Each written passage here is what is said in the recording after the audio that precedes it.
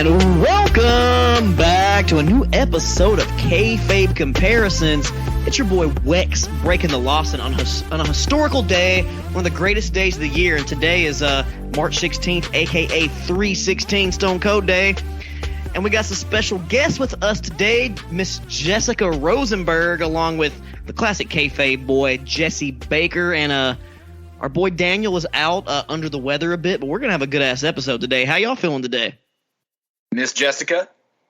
It's impossible to feel bad on Stone Cold Day. That's right. You just got to stun them bad feelings right out of their boots.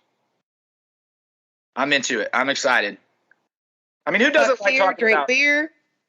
Who doesn't like discussing Stone Cold? You know what I mean? Like that. Bought me a little 4-pack of that Broken Skull IPA to get it going tonight. That's right. I don't think on the news front there's a ton of stuff. Dynamite was pretty good from Winnipeg. It was good. Know? MJF's rebar mitzvah and the four pillars interaction there, and a little bit of teaming up between Kenny Omega and Jericho during that 9-person trios title match a couple of times. That was something else. Got to get those pops from the Winnipeg crowd, you know. Taya Valkyrie making her AEW debut and great signing. Ring. Yeah, in ring. That's news to me. I didn't get to watch. That's amazing. I love her. I think it's a great addition for them. Hopefully it's not just like a couple and done kind of thing. It'd be cool if she was actually there. But no, she got Khan officially announced her as All Elite signed. Good stuff. Nice. I like it. I could see her being the one to actually take Jade Cargill down, and it'll be a legitimate opponent to do it. Makes sense. And they have the same finisher, so. And honestly, I've never seen them face to face. They were like eye to eye. Yeah. So that's what we call a coup. It was a really good move for AEW. And then other than that, Wrestling World, couple of bits of Hall of Fame news. We got old Rey Mysterio going in, being inducted by Conan, which is very, very fitting. We got Great Muta going in, being inducted by the Nature Boy, Ric Flair. Oh, great classic NWA opponent. Little surprising, given all the drama with WWE and Flair, but hey, we always knew he was going to go back sometime. So, it is what it is. There's some other rumors and other stuff out there, but we got to remember why we're here. Yeah, and that is, of course, Stone Cold Day. Let me tell you something right here. This is the best goddamn day of the year, 316, and we're actually going to get into we eventually said top 5 favorite matches, but Stone Cold goes beyond just wrestling. So we decided this week we're going to do our top 5 favorite Stone Cold moments. Because moments go beyond matches and everything. Because Stone Cold has transcended wrestling, and just he's his own fucking entity. The GOAT, one of the greatest wrestlers, personalities, anything. It's the dude who got me into wrestling. But let's go ahead and start this off. I'm going to go ahead and shoot it to Jessica to hit that number 5. Start off with your number 5 and your top favorite Stone Cold moments of all time. So when I was thinking of it's not really going to be in super order, but I have to start somewhere because there's just so many moments. Because when you think about it, it's like if you were around our age, was watching the Attitude Era growing up, this is your icon, way up there with the bygone days where that might have been Ric Flair or Hulk Hogan for people older than us. But yeah, I digress. So in 2001, The Rock and Stone Cold were shooting a in-ring kind of promo to get ready for the pay-per-view of that weekend.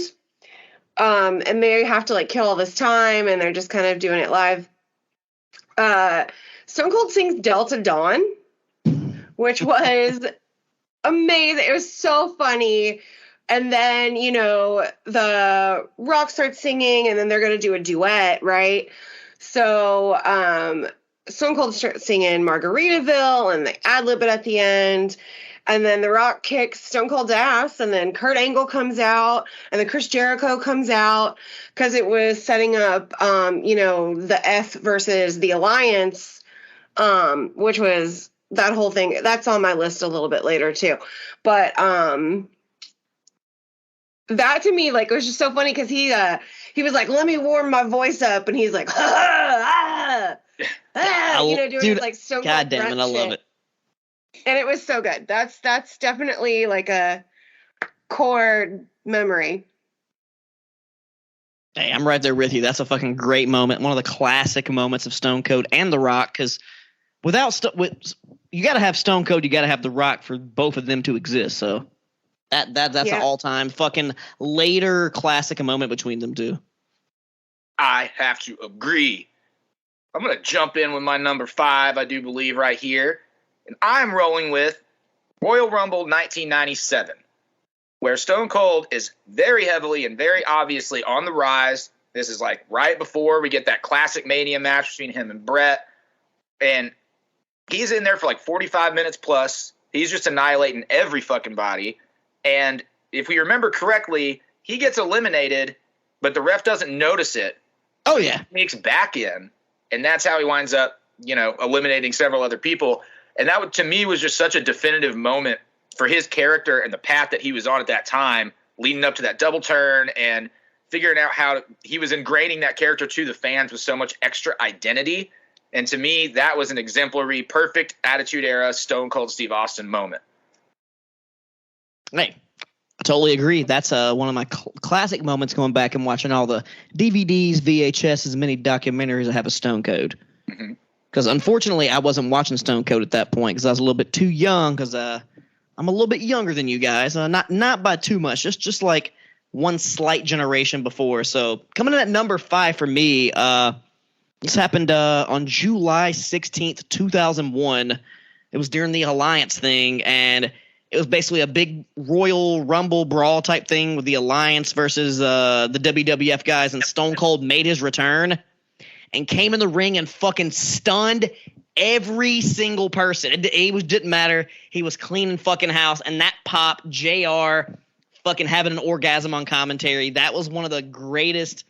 I remember watching that shit live on fucking TNN, not even TNT or USA, but it was a TNN, formerly the Nashville Network, as you guys know. But goddamn, that's such a great moment. Him just coming back, even though he had that whack ass Disturbed theme, that pop, dude. And JR's like, "Oh my God, it's Austin, he's back!" And he just came and cleaned the fucking clean house. It's a classic moment.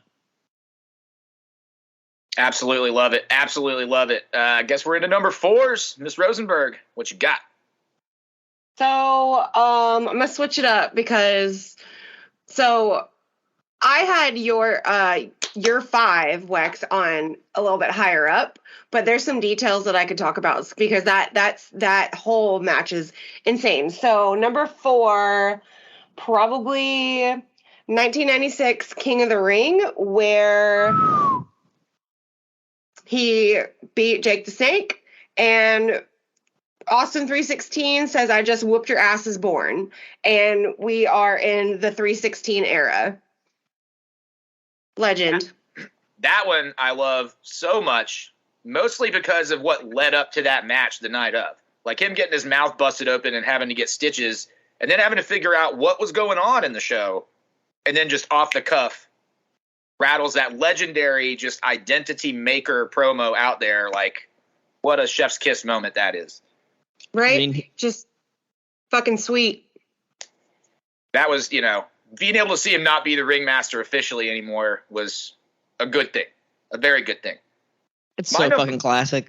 You sit there, you thumping your Bible, and it got you nowhere.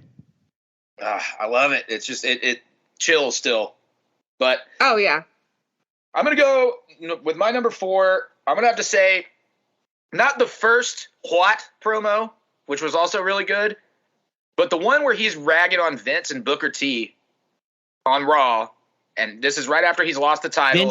Right after Vengeance 2001. That's also on my list, but roll it off, baby. Chasing him on down there, and the whole bit about the cheeseburgers and the tequila and the margaritas and the beers and that whole bit. I mean, like, you can't – that – especially for when it happened, it's just such a great moment in television wrestling because it's like, that Stone Cold's going to be entertaining when he comes out there. But that particular thing and seeing the organic reaction of the crowd and the louder and louder and louder they go to pop, and you're like, who else can literally just take a word like that first and turn it into this legendary T-shirt machine fucking thing that's still sometimes annoyingly chanted to this day, whether he's involved in it or not. It just, to me, that moment was like, what a fucking good entertainer. You know what I mean? Totally. Dude, I understand. That's literally, I mean, it was higher on my list, so I'm going to switch it up because Stone Cold has so many moments. But literally, this is one of, like, the most classic defining, like, me as an adolescent, like, Stone Cold promos. Like, I used to watch this on YouTube religiously. Like, when YouTube started in, like, 06, 07, like, this was the video. Like, oh, let's watch that Stone Cold What promo. Oh, yeah. And it's just so, it's so good on so many different levels. Like, just like you said, it wasn't the first What promo, but it's like the most iconic, like, holy shit. And some of my stuff and my higher stuff, that promo led into some of the greatest moments ever. I mean, that is literally so legendary. The Sonic Drive-In. I mean, I could go on for hours about how, like, that promo defined a whole period of my life. But yeah, I love that shit. It was just undeniably excellent. And that was an era of his promos that I just couldn't get enough of. No. So good. The whole time. So, Wex, what's your next moment? All right. Coming in at number 4, it's specifically a moment on the Stone Cold Hell Yeah VHS, later released to DVD than edited, but I have the original VHS, and Stone Cold, it's rated TV 14, by the way, but this motherfucker is driving down the highway, no shirt on, going about 80, drinking a beer, going, goddamn slow drivers stay in the right lane, fast drivers in the left lane. Simple fucking concept to remember, am I right?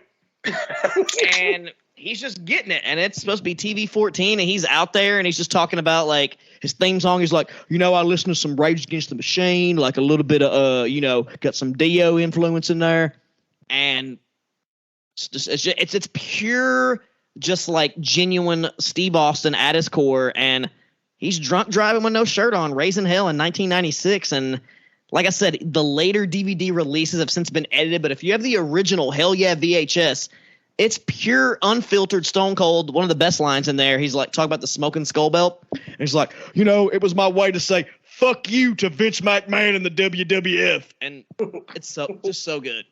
You got fucks, you got beers, drunk driving, great shit. Number 4 for me, Hell Yeah VHS in its entirety. And you'll also hear the Hardy Boys theme song in there just as like a promo for a pay-per-view. Yeah, that open source, free use music that, I mean, NBC used that shit all the time. Fucking MTV and VH1 both used it all the time. That music was everywhere. That's why it was very easy for Tony Khan to secure that shit. But hell yeah, Stone Cold, Hell Yeah VHS. Go check it out if you haven't. Maybe it's on YouTube. I don't know, but it's a good watch. But you have to watch the original version. OG, baby. Only way to do it.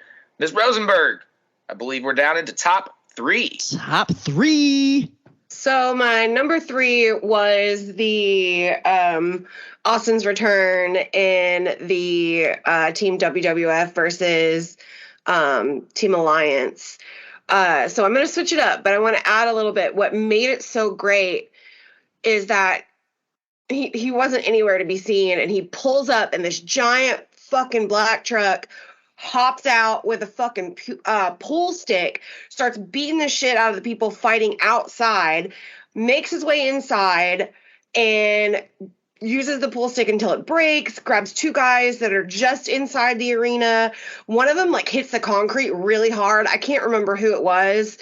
And then he just, like, saunters and, like, slowly, like, does his, like, little walk to his song. Yeah.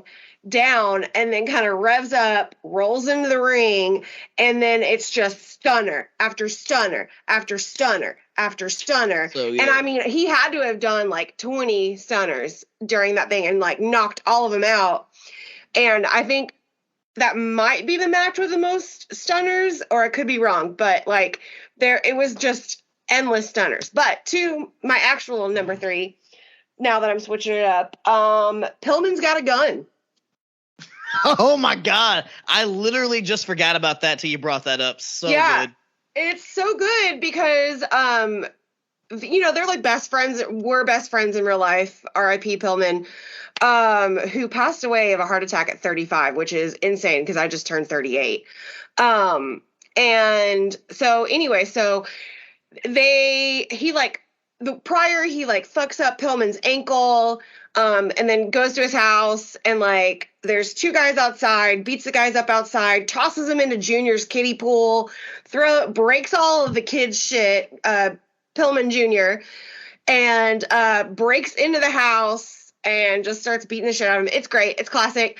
Pillman's got a gun, literally. So like right before it cuts out, you see him and his horrible trigger discipline, and then it fades out. Classic, iconic, amazing.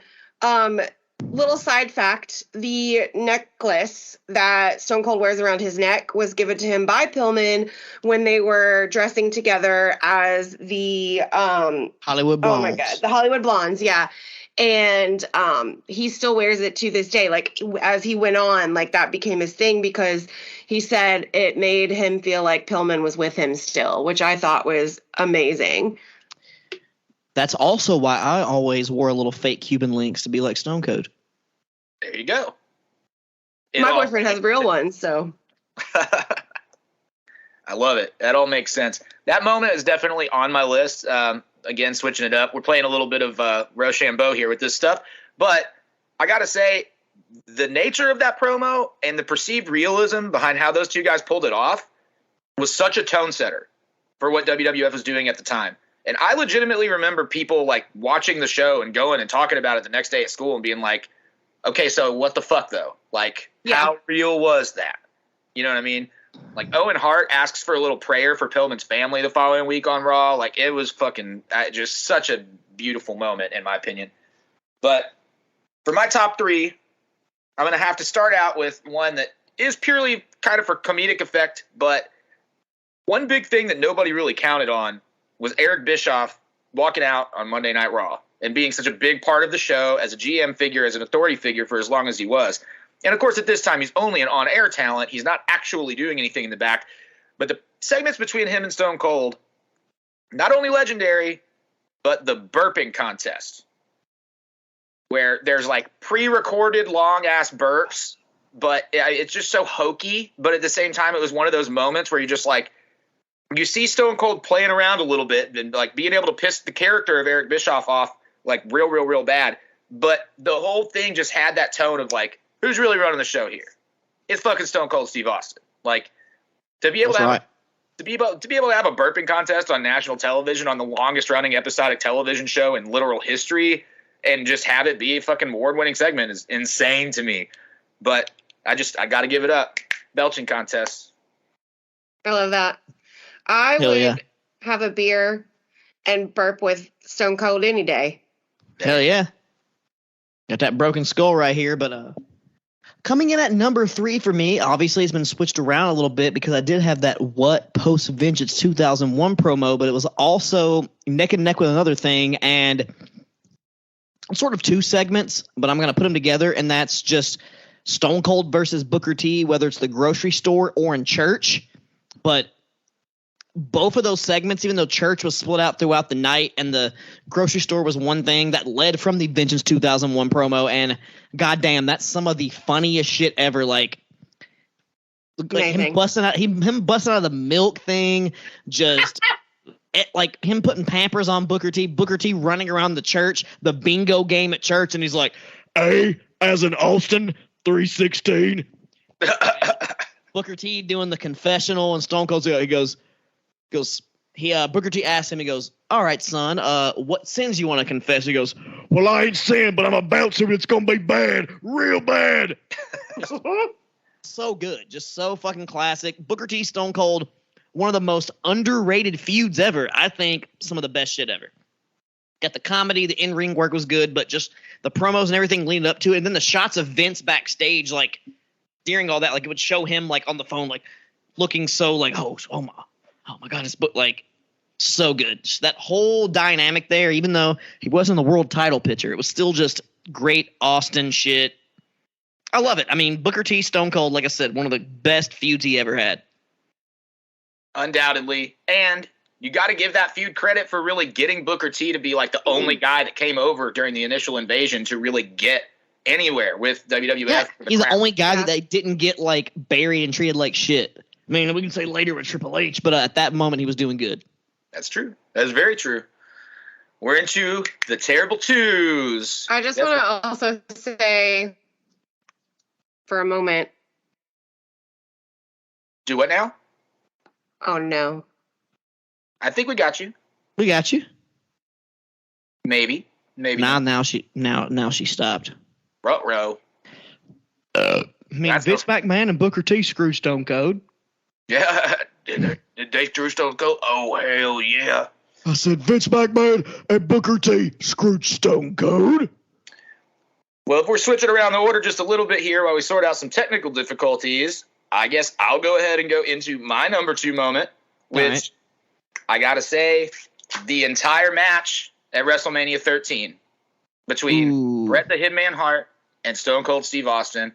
Like, I've already referred to it earlier, the masterful storytelling, the masterful submission stuff, the way the match ends, and who's ever going to forget that iconic image of Stone Cold's face with blood just pouring down it as he refuses to give in to the man until he literally has no choice. It was so good for Stone Cold, but you really can't ever underrate how good it was for Bret. I mean, it was absolutely his career needed that shot in the arm so bad. That's why he wanted to work with Stone Cold in the first place, because he knew that that's how it was going to be. And I know he's not with the company for very much longer after this, but this match still huge, huge, huge deal.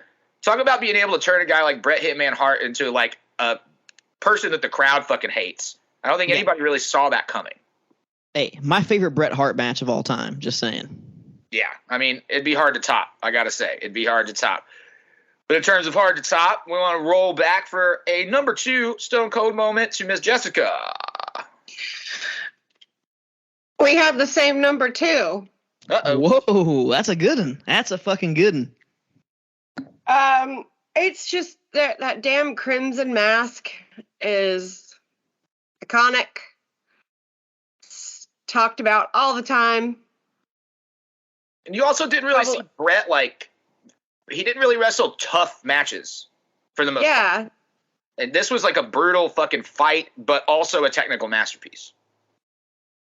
Yeah, absolutely. Like, I think when people think of wrestling, I mean, that's probably, I would even venture to say, like the top 5 matches of all time, just because of how like gruesome it looked and how he didn't actually tap out.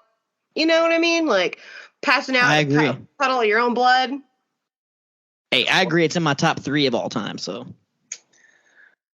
excellent, excellent, excellent stuff. Speaking of top things, top 2, Mr. Lawson.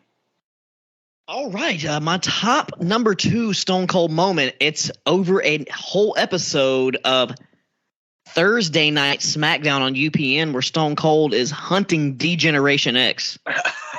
He's going through and basically hunting each member in every different way. And then the thing is, like, the end of the show, he gets them all in the ring, puts them in the thing, and traps them. But like the end of the show is quintessential my childhood pro wrestling.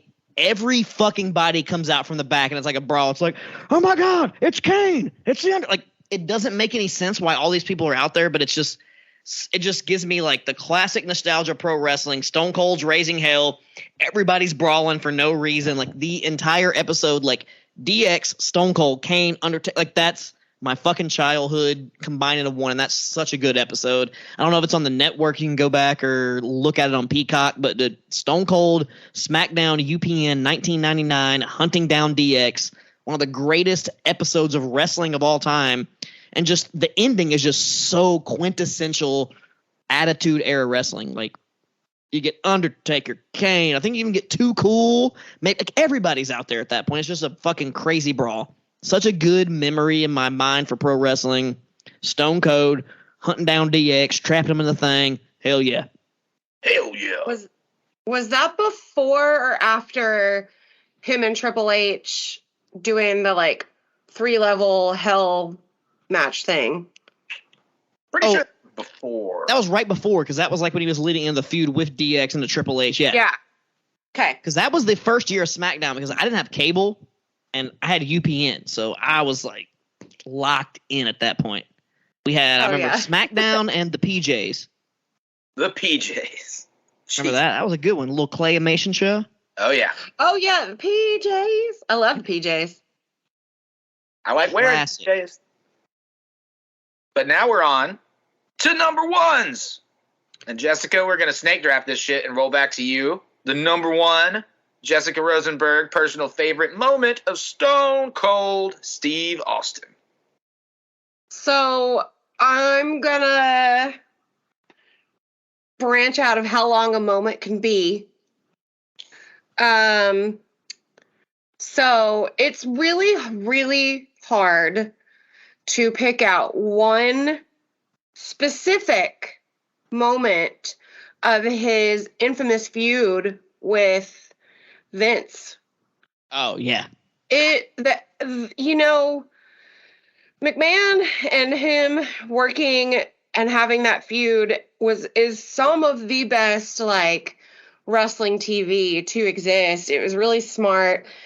It was just great. I think the two that if I had to like pull out of that moment of that time would be McMahon in the hospital and Dr. Austin comes over and pulls all the shit off, starts beating him up, and I laugh every time. He smacks him over the head with a fucking bedpan. Yeah, classic. And it's just perfect. It's like slapstick wrestling, but it still looks kind of brutal. Like, it's amazing. And then probably special shout out to last year's WrestleMania, where the moment we were all waiting for forever, where I probably popped harder than I've ever popped in my life.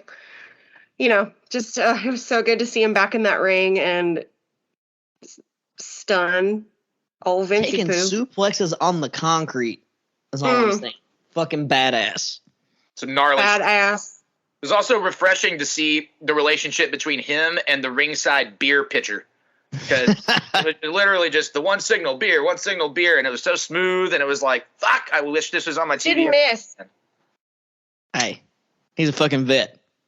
So good, so good. I love that. My number one is kind of cheap, but it defined an entire turning point for WWF, in fact, an entire turning point for wrestling, which would be the Monday Night Raw confrontation between Stone Cold Steve Austin and the baddest man on the planet, Mike Tyson. Oh, dude, that was almost on my list. It barely fucking made it off. It was so much good shit, but yeah, I agree. That's a good number one. A true crossover moment in terms of just pop culture and mainstream media, because everybody was talking about that shit the next day, and all of a sudden, even if you hadn't watched much wrestling, you might have maybe tertiarily known who Stone Cold was just by seeing him on TV a couple times here and there. But at that point in time, while he's on his chase to get the world title finally, and he's about to do a Mania main event against HBK, of all people, how could you wish for be in a better position, first of all? Except when you add this Mike Tyson thing into it, all of a sudden, we're no longer worrying about WCW. We're no longer worrying about if the NWO angle is still stealing viewers or anything. This turned the tide for WWF, an immense moment in Stone Cold's career. And honestly, if you're talking about a guy like Tyson, I don't know who else they had in the company at the time, and maybe ever, that really could have gotten that kind of reaction and that believability out of that whole thing. So that's my number one. Hey, dude, that's one of the best promos of all time. The best part of it is when he just goes, "I want a piece of Mike Tyson's ass." He goes, "Shut up." You sit there with your beady little eyes locked onto the eyes of the world's toughest son of a bitch. That's nut levels right there. That's all time classic. That's for everyone listening to this the next day or whenever. Wex also just looks like Stone Cold today. Got the goatee, shaved head, and it makes the impression even better. I'm really going to make sure he posts some of these clips to TikTok so everybody can see it. I will. I have not been on my TikTok shit, but for this specifically for 316, we got to do it. We got to get it on there. That's right. And I do not normally rock a goatee just for today. It'll definitely be shaved tonight. It's perfect. Yeah, I definitely did it for Stone Cold today. And if we're gonna roll into it, going into the number one for your boy Wex breaking the Lawson, it's arguably, in my opinion, I don't know about y'all, the greatest Stone Cold promo of all time, and it's his Royal Rumble promo, 2001, 2002, when Triple H was returning. Oh yeah, this was Michael Cole, and look this up on YouTube. It's arguably the greatest Stone Cold promo ever. The whole time he's grabbing Michael Cole by the neck, just jerking him back and forth the entire time. And he tells a story about him going to the bar, drinking, and his whole strategy is that he's going to drink a bunch of beer to get his beer belly because he's going to have a lower center of gravity, and no one's going to be able to toss him over the top rope. And the entire thing is great. He just keeps locking in. He's like, I looked at the bartender and I said, what? And it locks you in. It's so good. He starts talking about Triple H. He goes, he's the game. He's that damn good. He's great. He's phenomenal. And he's like, he can do all the bend over rows, tricep extensions, squats. He squats so intensely. I'll never forget that for the rest of my life. Me and my friends, all my friends from the neighborhood growing up that love wrestling, we would, in the infancy of YouTube, would just go back and watch that promo over and fucking over again. It was just so funny. We would just get fucking high as shit and just laugh at Stone Cold's comedic genius in that whole thing. And from the top to the bottom, it's like a 5-minute promo, but it is arguably one of the funniest Stone Cold promos of all time. He's hitting you everywhere. He's just like that bar. He starts talking about how he's whooping everybody's ass. He's tossing them out of the bar one by one. And the bartender, he looked at me. He said, "Stone Cold, Stone Cold." Then I looked at him and I said, "What?" Like, it's just so fucking good. I tell everybody to advise you, go watch this promo. One of the, like I said, the greatest, just hits you with the good, like he's a badass, hits you with the funny shit. He hits you with everything in this promo. He's jerking Michael Cole around. It's fucking genius. It's perfect. Any of my homies, you got Elbow, Andy Bretts, any of the homies from the neighborhood listening to this used to watch this. This was our shit. It's the embodiment of the pure essence of Stone Cold Steve Austin. I absolutely love it. It's great. And I mean, him jerking around Michael Cole, them playing off each other ever was always amazing. But that's when it goes down to the what a burger. Like, I mean, I think it's inarguable here. Obviously, we're doing a tribute to the man, but gotta say, like, just the legacy of the dude. Now there are rumors that he's still maybe likely to pop up at this year's WrestleMania and may get involved in some physicality again. Who knows? But hey, the way this man has been posting his workouts on the fucking internet, he's wrestling. He's fucking wrestling. He's doing something. So. He's at least giving a stunner or two. Him and the wife are doing like an RV tour, like either show or something, and so that's why he's been like posting a lot of his like outdoor workouts, because they're literally like in an RV traveling around the road, like just doing, I think, the podcast that he does, and maybe like another like TV like reality thing. I can't remember exactly. Well, the wife ain't Deborah no more, I don't think so. No. It's a different wife. It's not the English broad. Yeah, let's don't bring up Stone Cold's past with the English lady and Deborah and some of the shit he did. Let's think of the modern Stone Cold who's maybe learned his lesson. I think. Yeah, well, yeah, there's a you have to give her credit. She's the reason he is Stone Cold. Literally, the Stone Cold came from her. But, he was rough. People go through divorces. He's better now. He's great. He's doing great. Anybody want to say, like, a couple of honorable mentions? Because I have some that I just can't not say. I mean, I think that means you should go first. Yeah, go for it. Okay, so,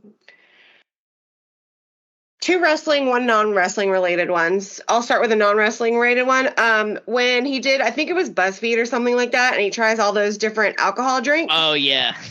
Classic, the fruity drink.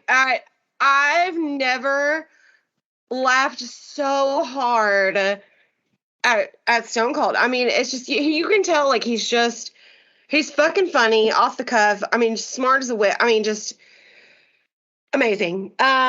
When he filled up the car with cement, and what's great about it is Austin has this long running kind of gag, I guess, of driving things into the arena or onto the, to almost into the ring. And I think that's just kind of cool. But the favorite part about that is when, I think it was JR who's like, cement, just the way that they were cement. Yeah. And then the windows busted out of it. Amazing. Wow. And then one of my favorite things is when he was suspended, when Eric Bischoff suspended him, and the two security guards, after he basically saved JR, there's two security guards with his hands, their hands, and grabs him and he goes, "Careful, son, that's my drinking arm." And then the other guy grabs him and he's like, "That's my other drinking arm." And just classic lines that are just "You're so cool, dude. I would like to hang out with you. I'm going to quote you for the rest of my life." I mean, makes all the sense in the world to me. I'd have to say probably the biggest two honorable mention things to me. One, that was one of the first DVD documentaries that WWE put out of the retrospective of his career that I thought was just so excellently done. And giving his entire background from the family stuff, but also his story about getting the Stone Cold name and finally settling on that is what made me watch documentaries and eventually the movie on the Iceman, Richard Kuklinski. And if you haven't seen that movie, it's from 2012, Michael Shannon. You can watch it on Tubi and Peacock and all kinds of shit for either free or if you have those things. But it's a really stellar film and a really cool story. And it was just so funny to see how much more of a badass story do you get than somebody watching a movie about a notorious mob hitman and that's where he wants to get his name? I mean, it just makes so much sense. I know it came from T, but you know what I'm saying. But then other than that, you have to give Stone Cold credit for this art form that we're doing right here, the wrestling podcast. Totally. Just the explosive nature of how popular it got. His interviews are always entertaining. I don't care who the fuck they're with. They're always great. And obviously I like the wrestling ones, but I mean, there's a bunch that aren't wrestling that are also fantastic. And then turns it into a show for WWE, Peacock, whatever you want to call it. And the boundaries that he crossed over with guests on that show alone, having Jericho on after Jericho's been in the competition company for, since it started and stuff like that. You couldn't get that out of anybody else. Who else is going to have a show on WWE Network where you literally have probably the top name, quote unquote, in AEW? It just doesn't happen. So yeah, just again, transcending other forms of media, that stuff, got to give it to the man. Yeah, I mean, modern Stone Cold, I mean, he's pretty fucking sick. He's obviously grown a lot more than from what he was in the past. He obviously makes a great little IPA, a lager, and a double IPA.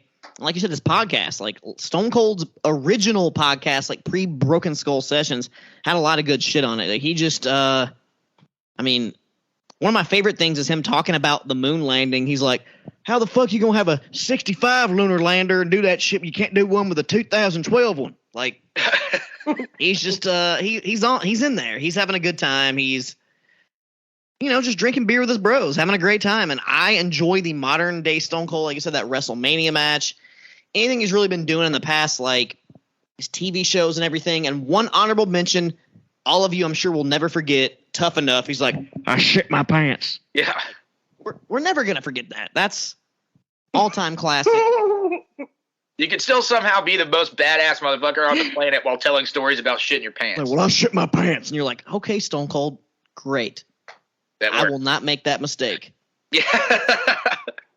Let's hope not. Hell yeah. I mean, I just want to say, Stone Cold, the reason I love pro wrestling, the reason we're here today, the reason we're doing this, for me at least, he's my dude. He's the guy who got me hooked into pro wrestling. I loved a few little guys. I like some guys here and there before that, but Stone Cold's the one who was like, dude, this art form is fucking amazing. It's good stuff. And it's great that, his quote led into him having a whole fucking day, which is awesome. Not a lot of wrestlers can say that either.